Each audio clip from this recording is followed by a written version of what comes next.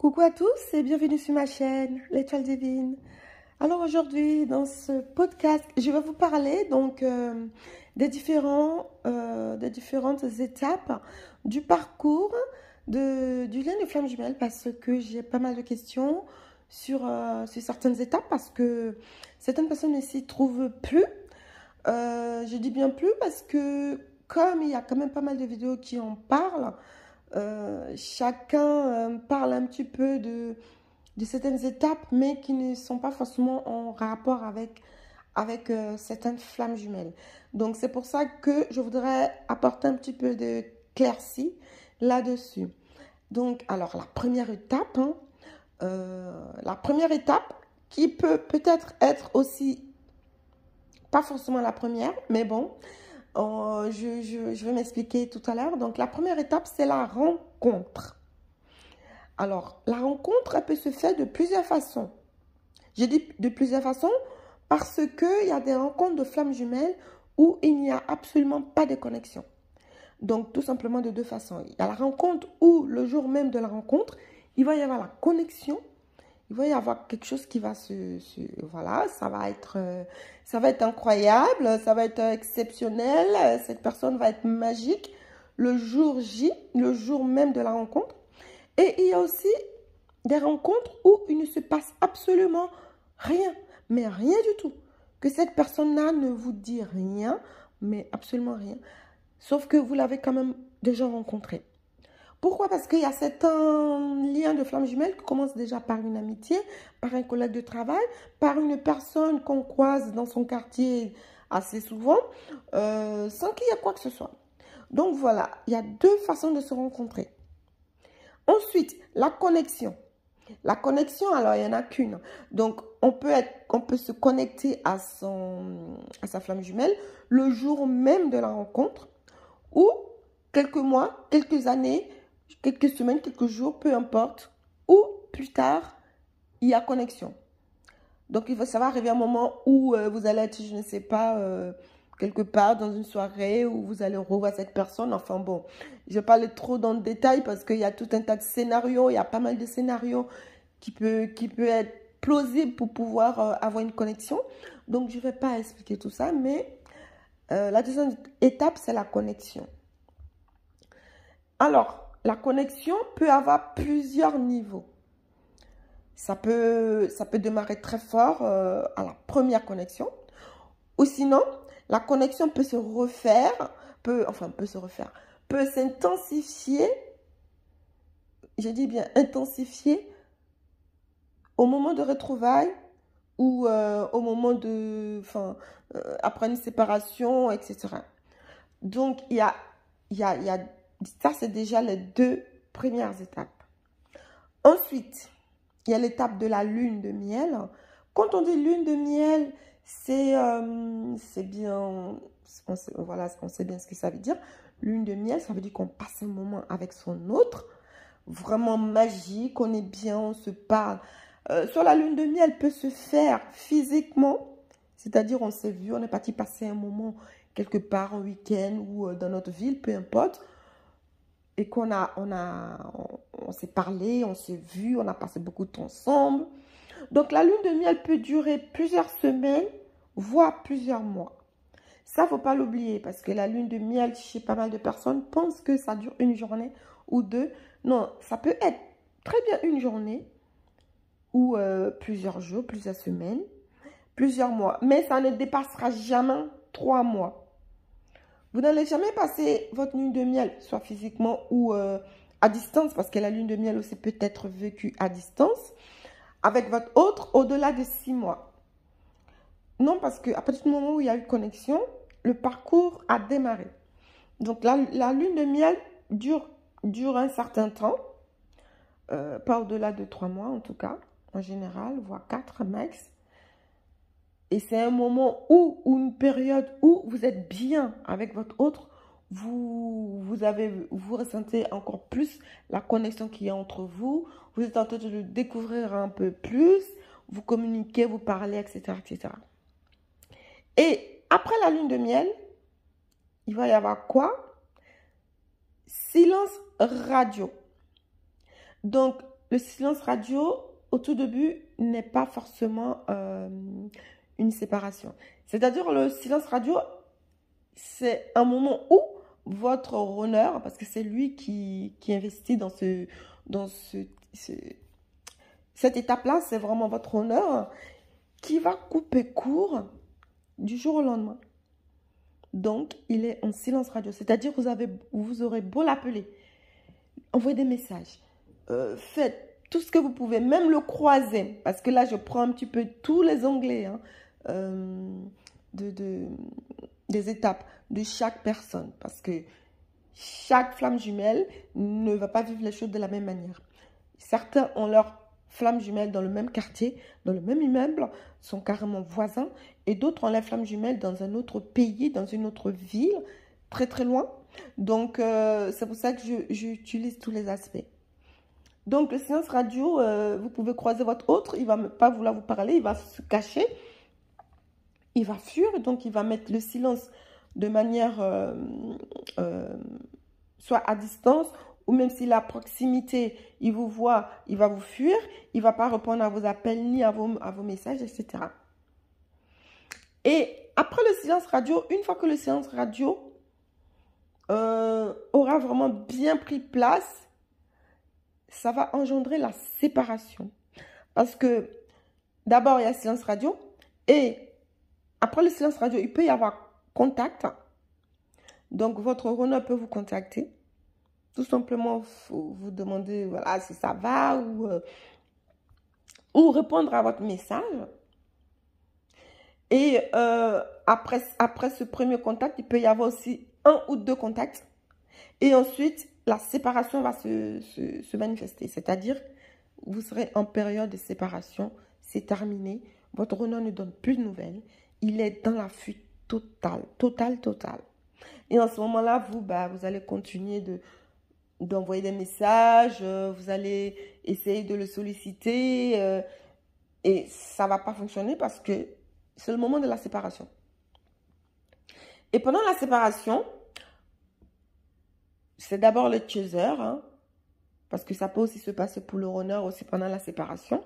Donc, pendant la séparation, intervient une autre étape qui est la nuit noire de l'âme. La nuit noire de l'âme, c'est pas tout à fait une dépression, mais je préfère quand même préciser avant. Mais ça ressemble un petit peu à la dépression, c'est-à-dire vous êtes dans un manque total de votre autre. Vous allez développer vraiment... Vous allez vraiment développer des émotions très difficiles qui vont vraiment vous empêcher d'aller vers tout le monde. Vous allez vous isoler. Vous allez être vraiment avec vous-même. Vous ne voudriez même pas parler à qui que ce soit. Vous serez déprimé, tout simplement. La nuit noire de l'âme, c'est une dépression à moyen terme. Parce que quand la nuit noire de l'âme dure plus d'1 an, plus de 6 mois, c'est pas du tout une nuit noire de l'âme, c'est une vraie dépression. Donc, il faut vraiment faire attention. Si vous êtes dans votre nuit noire de l'âme, sachez que ça ne va pas durer au-delà d'1 an. Et la nuit noire de l'âme arrive juste avant l'éveil. La clé de l'éveil. C'est-à-dire, quand vous allez débuter votre nuit noire de l'âme, vous allez tout de suite commencer à vous éveiller. Vous allez avoir quelques symptômes d'éveil spirituel. Vous allez avoir des signes et vous allez avoir pas mal de synchronicités qui donc arrivent comme une étape supplémentaire. Donc, pendant la nuit noire de l'âme, vous avez l'étape de la synchronicité. Alors, la synchronicité, ça peut se faire bien avant la nuit noire de l'âme. Mais je le dis, je le mets en position après la nuit noire de l'âme parce que c'est en ce moment-là que vous allez vous poser certaines questions et que votre éveil spirituel va vraiment prendre place. Sauf que vous n'allez pas tout de suite comprendre pourquoi vous avez ce genre de synchronicité. Parce que vous êtes dans la nuit noire de l'âme, vous perdez tout repère, quasiment. Vous êtes vraiment pas bien. Et en ce moment-là, il va y avoir pas mal de... c'est certaines synchronicités aussi qui vont se passer. Vous allez perdre votre travail.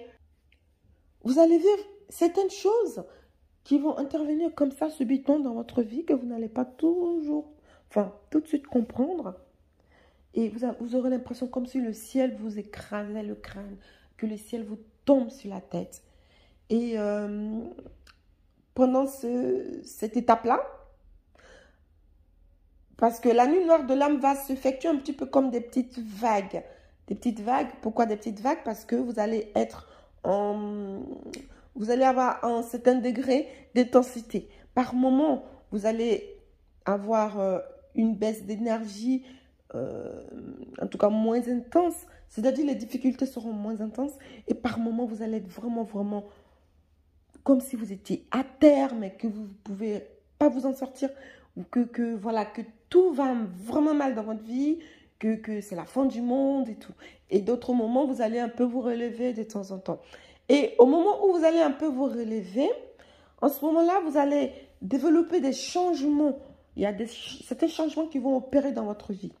C'est-à-dire que au moment où vous vous relevez un petit peu, vous allez constater... comment vous expliquer? Vous allez constater malgré vous que vous êtes en train de changer des choses dans votre vie. Pour certaines personnes, vous n'allez plus vouloir manger de la viande ou vous n'allez plus vouloir vivre d'une certaine façon. Vous allez vouloir être un peu plus écologique ou vous allez tout simplement, alors que vous ne fumez plus, vous allez reprendre un peu la cigarette. Vous allez, voilà, vous allez vivre certaines choses que vous ne faisiez pas avant. Et ça se met en place un petit peu. Ce déclic-là se fait pendant la nuit noire de l'âme. Et quand cette étape-là va se terminer, cette nuit noire de l'âme, vous allez avoir certaines émotions, un regain d'émotions qui peut être plus ou moins positif ou négatif. En général, c'est plus ou moins négatif parce que les émotions que vous allez ressentir vont développer certaines difficultés que vous aviez déjà dans votre vie de base. Les difficultés, c'est-à-dire des difficultés relationnelles. Vous allez comprendre que vous êtes vraiment possessif. Vous allez voir que vous êtes... vous n'arrivez pas à être seul, alors que d'habitude, vous pourriez être seul. Et vous allez être un petit peu dans une situation un petit peu comme une sorte de transition, parce que vous ne saurez pas vraiment qu'est-ce qui vous arrive, vraiment. Une fois que vous aurez pris le coup de massue de la nuit noire de l'âme et que vous essayez d'en sortir, à ce moment-là, vous allez être encore plus perdu, vous ne saurez pas qu'est-ce qui vous arrive, pourquoi, comment, pourquoi, qu'est-ce qui vient de se passer en fait. Vous allez, votre âme va vraiment se poser la question, mais qu'est-ce qui vient de m'arriver, pourquoi j'étais comme ça, qu'est-ce qui se passe? Et en ce moment-là, pour certaines personnes, certaines femmes jumelles, vous allez vouloir recommuniquer avec votre autre. Et en ce moment-là, oui, votre autre, il va répondre. La majorité des cas, il va rentrer en contact avec vous. Parce que pendant votre nuit noire de l'âme, lui, il a reçu des foudres karmiques. Et les foudres karmiques, je ne peux pas trop mettre ça comme si c'était des étapes, mais c'est des choses qui vont se passer, des situations qui vont se passer dans ce lien-là. Il aura reçu énormément de foudres karmiques. Et donc, quand vous allez vouloir reprendre contact avec lui, il va vous répondre. Et là, il va s'opérer l'étape de retrouvailles. C'est en ce moment-là qu'on parle de retrouvailles. Et vous pouvez avoir plusieurs retrouvailles pendant votre parcours. Parce que vous pouvez avoir plusieurs séparations et plusieurs nuits noires de l'âme également. Mais tout le monde ne fait pas de nuits noires de l'âme à chaque séparation. Je peux faire préciser. Hein. Vous pouvez faire 3 à 4 séparations, avoir une première nuit noire de l'âme et une seconde nuit noire de l'âme qui peut se déclencher à la 4e séparation. Pas forcément à la 2e ni à la 3e. Donc, c'est pour que vous puissiez comprendre que, voilà, comme j'ai toujours répété, que ce qui va se passer chez l'un ne va pas forcément se passer chez vous. Et les étapes ne vont pas être tout à fait en ordre, par ordre chronologique. Donc, ça peut être un peu de manière zigzaguée. Donc ça, il faut déjà savoir ça. Et quand vous allez être dans la période de retrouvailles, votre autre va venir vous voir. Soit vous allez vous parler, vous allez reprendre contact, vous allez reparler comme si de rien n'était. Votre hôte va revenir et vous allez vous reparler et tout ça. Et il n'aura pas de lumière de l'âme à ce moment-là. Mais vous allez, pour certains, vivre une deuxième connexion. Beaucoup plus intense que la première, en fait. Parce que la première connexion, c'est comme une sorte de reconnaissance. C'est comme si vous reconnaissiez votre âme dans le corps de l'autre, vous reconnaissez votre autre, etc. Et la deuxième, ça va être beaucoup plus intense, beaucoup plus puissante. C'est pour ça que les deuxièmes séparations sont le plus souvent très, très, très difficiles à gérer. Donc, je ne dis pas que ce n'est pas gérable, c'est gérable, mais c'est beaucoup plus difficile dans la majorité des cas.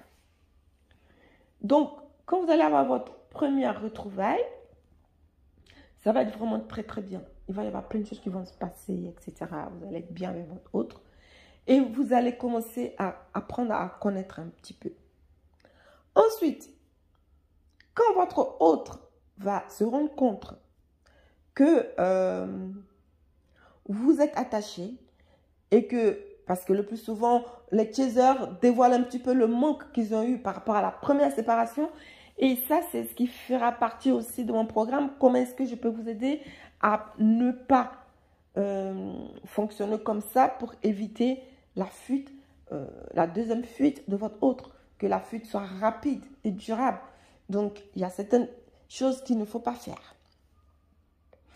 Pendant cette étape-là, le chaser va commettre une petite erreur, des petites erreurs qui vont à nouveau faire fuir la deuxième fois votre runner. Et votre runner va prendre la fuite. Ça sera la deuxième séparation. Ainsi de suite. Et donc, après cela, une fois que vous avez vécu tout un tas de séparations, que vous vous êtes épuré d'un côté comme de l'autre, à un moment donné, il va y avoir certaines manifestations qui vont se passer dans votre vie, comme des synchronicités, où vous allez vivre certaines intuitions, ou en tout cas, il va se passer certains événements qui vont faire que l'apprentissage ou la préparation des retrouvailles de la pré-réunion est en train de se mettre en place. Je dirais plutôt pré-réunion. Et en ce moment-là, vous allez revoir votre autre et vous allez commencer à communiquer, mais pas de manière constante, parce que vous êtes épuré, vous êtes nettoyé, donc il y a certaines choses qui ne vous touchent plus spécialement. Donc, vous allez comprendre certains fonctionnements vis-à-vis de votre autre et lui aussi. Donc, vous allez commencer à communiquer un petit peu de manière aléatoire. Il va vous envoyer un message, vous allez répondre. Bon, vous n'allez pas toujours être là à répondre, vous chaser, parce que voilà, vous êtes un peu plus nettoyé. Et pendant ce moment-là, parce que ça va être la pré-réunion, pendant ce moment-là, votre hôte va vraiment réaliser que c'est vous, c'est vraiment vous, et qu'il a fui malgré tout, mais c'est vraiment vous dont il a besoin, vraiment. Il a beau avoir des tierces, etc., mais en tout cas, c'est de vous qu'il a besoin. Et il va essayer de vous manifester un petit peu plus sa présence. Et en ce moment-là, il va y avoir le switch. Le switch, c'est quand le chaser n'a plus du tout, quelque part, envie de communiquer de cette manière avec son autre, parce qu'il voudrait communiquer autrement, de manière sereine, de manière concrète, et que le runner ne donne pas vraiment de signe qui peut le conforter là-dedans. En ce moment-là, le chaser switch. Et switcher, ça veut dire fonctionne un petit peu comme le runner. Moi, je dirais plutôt quand le runner se retrouve dans la peau du chaser et quand le chaser se retrouve dans la peau du runner. Parce que là, en ce moment-là, c'est le chaser qui va prendre un peu la fuite. Sauf que la fuite du chaser ne sera pas exactement comme celle du runner. Le chaser va prendre la fuite, mais va quand même essayer de maintenir le lien. C'est-à-dire, le runner, il coupe carrément court et que la fuite du runner peut durer des mois, des années. Mais la fuite du chaser ne dure même pas une semaine, voire deux. Parce que il va quand même garder le contact. C'est-à-dire, si le runner envoie un message à son chaser, le chaser peut attendre 2-3 jours avant de répondre au runner, mais il va répondre. Et dans les réponses, le lien sera toujours établi en fait. Donc, le chaser prend la fuite, mais garde quand même le lien, le fil conducteur. Et ça peut durer quelques mois, ça peut durer même plusieurs mois, voire même une année. Tout dépend de la personnalité du chaser. Et tout dépend des blessures qu'il a bien épurées. Parce que si c'est un chaser qui a une dépendance affective, il va quand même répondre un peu plus régulièrement, sans forcément se sentir obsédé en fait. Il répondra quand il aura le temps. Il a reçu un message de son runner le matin. Il va attendre le soir pour répondre. Il ne sera pas vraiment dans la dépendance. Parce que, bon, il aura un petit peu épuré. Parce que la dépendance affective, sachez que ça ne disparaît pas comme ça. Hein. Parce que beaucoup de personnes vous promettent pour vous faire des soins énergétiques, des trucs pour la dépendance affective. Ça s'épure, mais à long terme, en fait, petit à petit. Donc, en fait, pour ce type de runner, le contact va se faire quand même un peu plus régulièrement, mais sans être dans l'empressement. Et le runner, ça va vraiment l'agacer. Ça va lui faire beaucoup de mal. J'ai fait un podcast là-dessus, quand le runner se retrouve dans la peau du chaser. Vous pouvez l'écouter. Comme ça, vous aurez les détails un petit peu au niveau du comportement du runner quand le chaser fonctionne comme cela. Et donc, ça, c'est une étape qui est le switch, qui est le changement de flambeau. Et c'est pas du tout parce qu'on est ex-chaser ou ex-runner. Parce qu'il y en a qui disent, oui, avant, j'étais chaser. Non, tu es chaser, tu es chaser, tu es runner, tu es runner. Donc, ça, c'est une des étapes. Ensuite, après cette étape-là, après cette étape du switch et tout, il va y avoir vraiment la réunion dans sa globalité. C'est-à-dire à ce moment-là, le chaser et le runner vont vouloir habiter ensemble, vont cohabiter, vont former réellement un couple, un vrai couple. Après, vous pouvez aussi former un vrai couple sans forcément habiter ensemble parce que vous avez certaines priorités, que l'autre a le travail dans une autre ville, l'autre est loin, mais vous formez un couple. Un couple, on va dire, à distance parce que l'un peut venir voir l'autre, l'autre peut aller voir l'un, ainsi de suite. En tout cas, quand vous êtes dans cette phase de réunion, vous êtes vraiment dans le couple. C'est-à-dire, il n'y aura plus de séparation, de suite ou autre chose. Vous allez tout simplement vivre une vie de couple. Et sachez que quand même, quand on vit une vie de couple, il y a des hauts et des bas. Hein. Et avec la flamme jumelle, il y a aussi des hauts et des bas. En ce moment-là, vous allez commencer votre deuxième parcours. Comme j'ai toujours dit, dans ce lien, il y a deux parcours. Le premier parcours débute le jour de la rencontre, le premier jour de la rencontre, jusqu'à la fin de la pré-réunion. Et le deuxième parcours commence en plein dans la réunion. En ce moment-là, vous avez votre runner qui va commencer à vivre certaines étapes de son épuration. Et après la réunion, vous allez vers la fusion, tout simplement, qui est une dernière étape. Et fusionner, ça veut dire que chacun de vous vit sa vie, sa propre vie, sans forcément dépendre de l'autre. Vous vivez votre vie sans dépendre de l'autre. Vous pouvez vivre votre mission de vie. Tout simplement. Vous allez vivre votre vie. Vous êtes pur, vous êtes humble, vous êtes nettoyé, vous êtes vraiment avec vous-même. Et n'oubliez pas que les flammes jumelles peuvent aussi divorcer, se séparer. Et le plus souvent, ça se fait dans la fusion. Et quand les flammes jumelles qui fusionnent divorcent, ils ne se quittent jamais. Ils restent quand même ensemble, en connexion. Ils se voient, ils font des repas ensemble. Surtout quand ils ont des enfants, ils se revoient dans des fêtes familiales. Ils sont ensemble, ils sont séparés, mais ils s'entendent très très bien. Ils vont chez l'un, ils vont chez l'autre. Mais il n'y a plus de contact sexuel. Et ça arrive dans la fusion ou dans la réunion. Voilà les étapes donc qu'une flamme jumelle peut rencontrer ou rencontre dans son parcours. Je dis peut rencontrer parce que certaines femmes jumelles ne vont pas au bout. Parce que toutes les femmes jumelles ne sont pas vouées à vraiment vivre ensemble. Certaines femmes jumelles se rencontrent parce qu'ils se sont promis de se nettoyer certaines blessures pour pouvoir avancer dans la vie et dans leur incarnation. Et dans une certaine prochaine incarnation, ils pourront se rencontrer, mais le parcours sera beaucoup moins difficile, beaucoup moins compliqué parce qu'ils auront déjà épuré certaines étapes de leur parcours. Et ainsi de suite. Et souvent, les femmes jumelles qui n'ont rien du tout épuré, qui ne se sont pas du tout rencontrées, quand ils se rencontrent la première fois dans leur incarnation, souvent, il y a beaucoup de dualité. C'est très, très difficile, c'est très, très dur. Et les blessures sont assez vives. Il peut y avoir violence aussi. Pas violence, pas méchanceté, mais il peut y avoir violence. Il peut y avoir beaucoup, beaucoup, beaucoup de colère, beaucoup d'énervement, etc. Donc, voilà. Alors, écoutez, pour ceux qui sont allés jusqu'au bout du podcast, je vous remercie. Hein. Et comme ça, moi, vous avez eu toutes les informations que je voulais vous transmettre.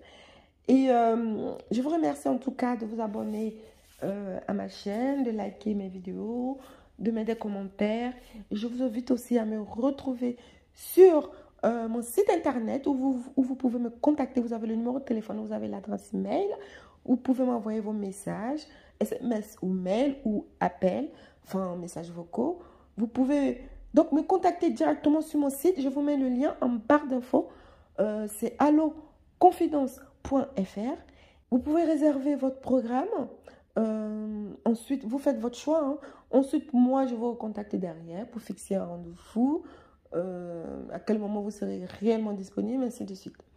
Donc voilà, merci beaucoup. Prenez vraiment soin de vous. Bon courage à vous. Et je vous dis à très vite pour un nouveau podcast.